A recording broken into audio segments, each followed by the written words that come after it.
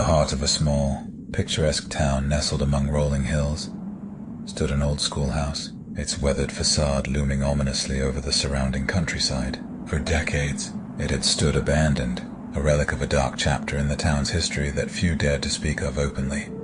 Legend had it that the schoolhouse was cursed, a place where tragedy had struck with chilling regularity. Whispers of unexplained disappearances and strange occurrences swirled among the townsfolk like mist on a moonlit night. Some claimed to have seen shadowy figures moving in the windows at night,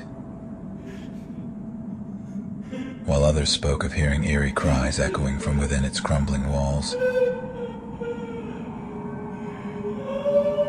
Despite the warnings and superstitions, a group of daring teenagers, Sarah, Michael, Emma, and their friends, decided to explore the forsaken building one fateful Halloween night. Fueled by youthful curiosity and a desire to prove their bravery, they gathered at the rusted gates that creaked open reluctantly, as if reluctant to admit them.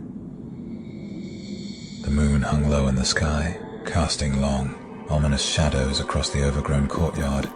As they cautiously stepped inside, the air was thick with the scent of decay and dampness, and a chilling breeze whispered through the broken windows, like the voice of a restless spirit.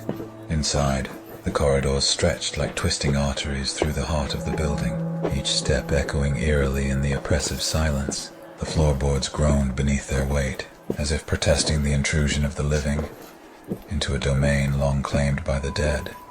Sarah, always the leader of the group, led them deeper into the labyrinthine halls, her flashlight beam slicing through the thick dust that hung in the air like a spectral mist. They passed classrooms frouncing in time, their walls adorned with faded posters and abandoned desks covered in layers of cobwebs.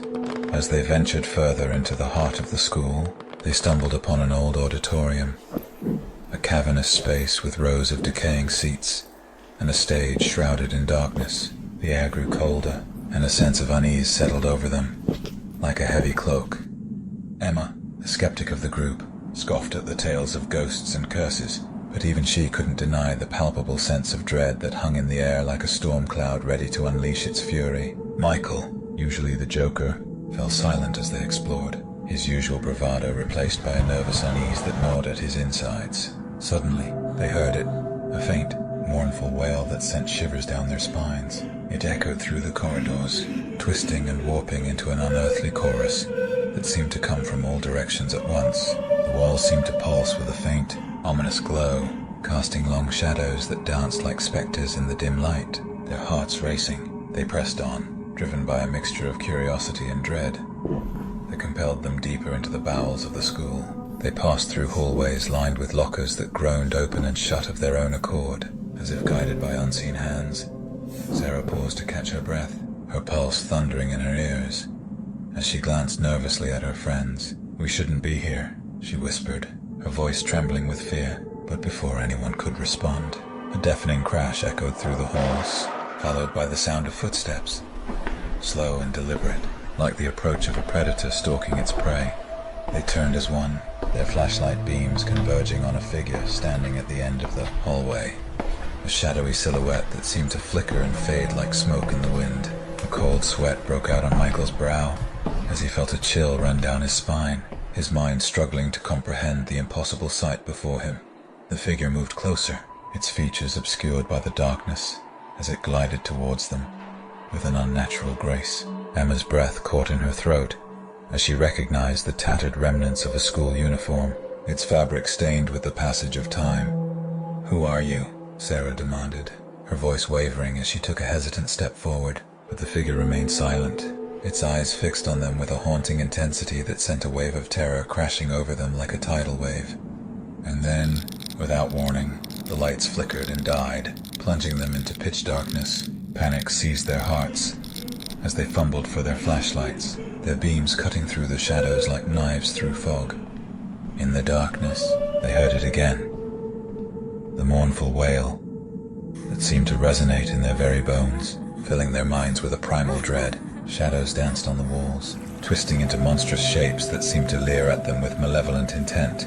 Desperate to escape, they ran blindly through the labyrinthine corridors, their footsteps echoing in the silence like the pounding of a drum. Sarah's heart raced as she struggled to keep pace with her friends, her breath coming in ragged gasps as they turned corner after corner in their frantic bid for freedom. But the school seemed to have other plans, its layout shifting and changing around them like a living, breathing entity. Doors slammed shut with a force that shook the walls, trapping them in a nightmarish maze from which there was no escape.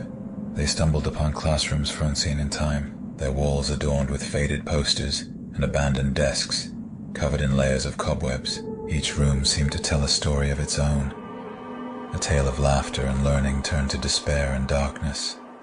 As they reached the basement, the air grew colder, its icy fingers clawing at their skin, like the touch of a vengeful spirit. Sarah's heart sank as she realized they were lost, the corridors twisting and bending around them like a labyrinth of nightmares. And then, just as they thought all hope was lost, they heard it. A faint cry for help echoing through the darkness. It was Emma, her voice tinged with desperation, as she pleaded for them to find her. Driven by fear and determination, they followed the sound of her voice, their flashlights cutting through the darkness like beacons of hope.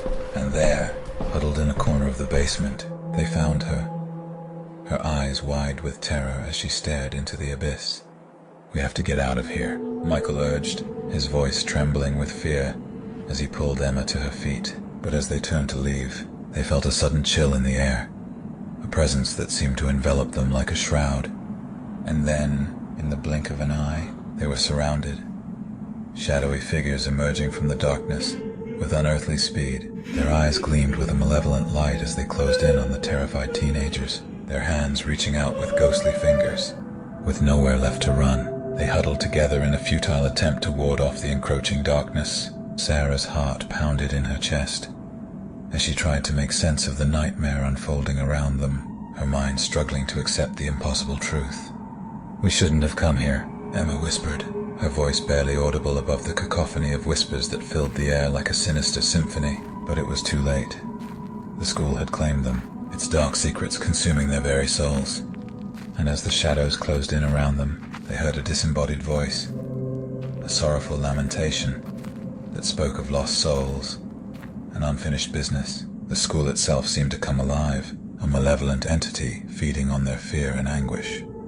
In their final moments of terror, they knew they would never leave this place alive. The next morning, the townspeople found the old schoolhouse silent and empty once more. There was no sign of Sarah, Michael, or Emma.